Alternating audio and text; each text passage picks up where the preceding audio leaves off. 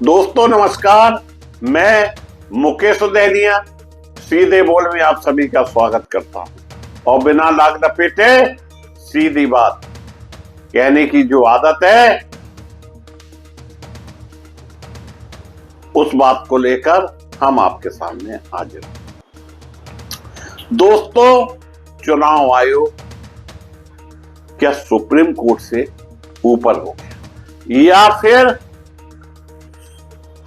चुनाव आयोग को आखिरकार ऐसी कौन सी शक्तियां हैं जो दम दे रही हैं? क्या बहुत ताकतवर लोग खड़े हुए हैं चुनाव आयोग के पीछे कि चुनाव आयोग अपनी मनमानी पर उतारू है और सर्वोच्च न्यायालय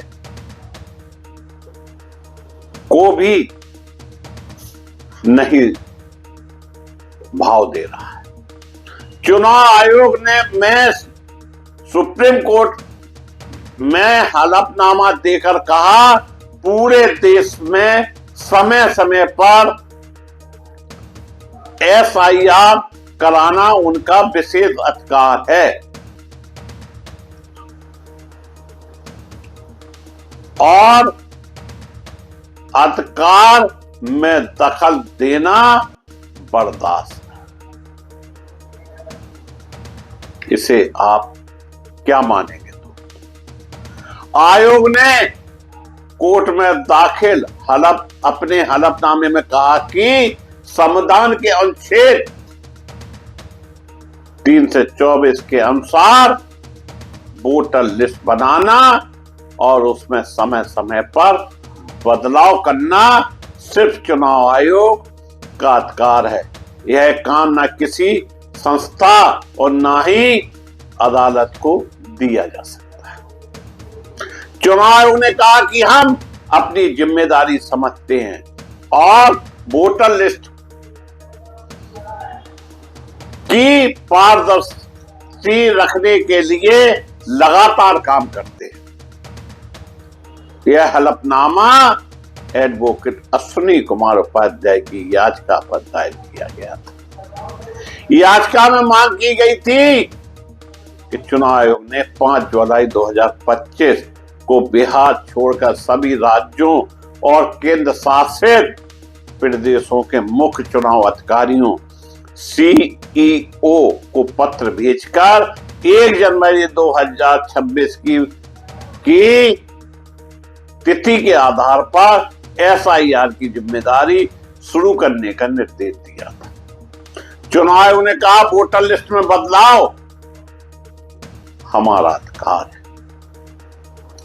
फिर सुप्रीम कोर्ट के क्या अधिकार है?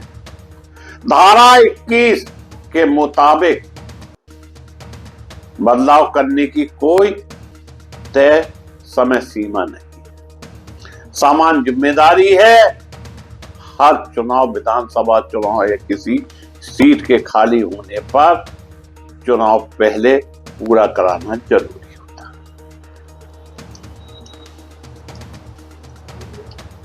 और चुनाव आयोग के फैसले पर यह सब निर्भर करता है। मतदाता सूची की सही और भरोसेमंद रखना चुनाव आयोग की जिम्मेदारी।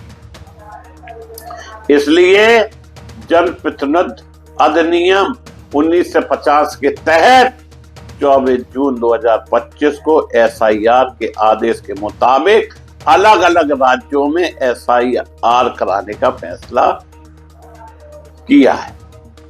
जनप्रतिनिधि अधिनियम 1950 और मतदाता पंजीकरण नियम 1960 के अनुसार आयोग को छूट है कि वह तय करे कि रिवीजन किया जाए। सुप्रीम कोर्ट ने कहा था कि आधार की पहचान प्रमाण मान्य है। 8 सितंबर को सुप्रीम कोर्ट ने कहा था कि बिहार में जारी एसआईआर प्रक्रिया में आधार कार्ड को पहचान प्रमाण के तौर पर अनिवार्य रूप से शामिल किया जाए। चुनाव आयोग को 9 सितंबर तक निर्देश को लागू करने के निर्देश दिया गया था। हालांकि अदालत ने यह भी स्पष्ट किया कि आधार कार्ड नागरिकता का प्रमाण नहीं है। कोर्ट ने चुनाव आयोग को निर्देश दिया कि वह वोटर सूची में नाम जुड़वाते समय दिए गए आधार नंबर की प्रामाणिकता की जांच कर सकता है। दोस्तों, बिहार में 2003 के बाद पहली बार एसआईआर प्रक्रिया चल रही है।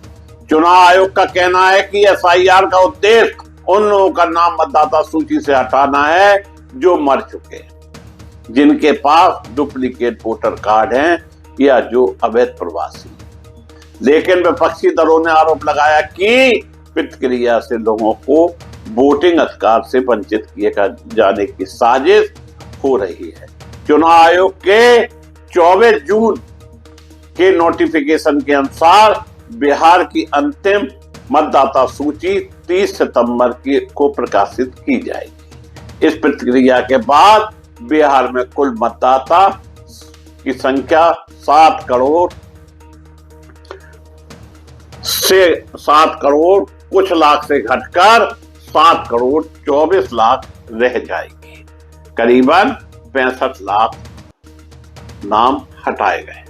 दोस्तों, बिहार में चुनाव आयोग को जिस तरह से सुप्रीम कोर्ट ने लताड़ा है और उसकी वजह से चुनाव आयोग घुटने पे आ गया और उस पर कई तरह के आरोप लग रहे हैं। विपक्ष अपनी बात कह रहा है, लेकिन चुनाव आयोग टस से मस नहीं हो रहा है। और अगर चुनाव आयोग कहीं दमदारी से बात कर रहा है तो निश्चित रूप से देश के उन लोगों का उसको साथ है जो कि पावर में बहुत ताकतवर है। देखना यह है कि चुनाव आयोग कब तक अपनी मनमानी करता है या फिर सुप्रीम कोर्ट के निर्देशों का कितना पालन। मैं मुकेश सोदेनिया पुनः आप सभी को धन्यवाद देता हुआ अपनी बात समाप्त